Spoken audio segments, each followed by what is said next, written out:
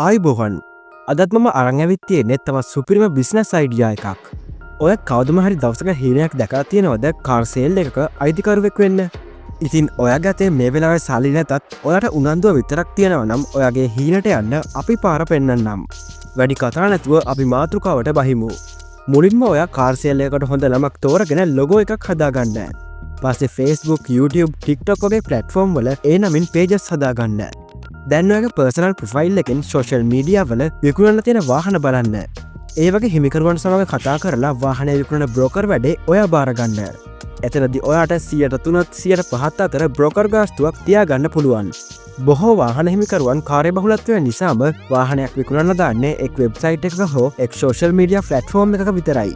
ඉතින් ඔයාට පුළුවන් මේ ඇඩ් එක මහන්සි වෙලා වාහනයට අදාළ groups, market place, social media platform වල පළ කරලා මිනිස්සු අතරට අරගෙන යන්න. හිතන්න ඔය කෝඩියක එක වාහනයක් විකුණලා දුන්නත් ඔයාට අවම ලක්ෂ 3ක් තියෙනවා. ඔයාගේ මේ වැඩේ සාර්ථක වීගෙන එද්දි වෙබ්සයිට් එකකුත් හදාගන්න. ඉතින් මෙතනදී ඔයා ආදායමට වඩා හිතන්න ඕන ඔයාගේ බ්‍රෑන්ඩ් එක ගැන. මොකද ඔයාගේ අවසාන ඉලක්කය ඔයාගේම වාහන තියෙන කාර් සේල් එකක්. බ්‍රෑන්ඩ් එක සම්බන්ධ විශ්වාසය ඔයාගේ ගනුදෙනුකරුවන් වෙත අරගෙන යන්න.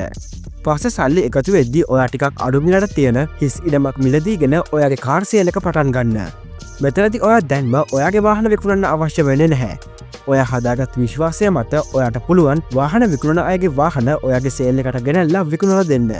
මේ වෙනකොට ඔයාගේ අතේ යම් මුදලක් එකතු වෙලා තියෙන නිසා ඔයාට පුළුවන් ලෝයර් කෙනෙක් හයර් කරලා ඇග්‍රීමන්ට් එකකුත් හදාගන්න.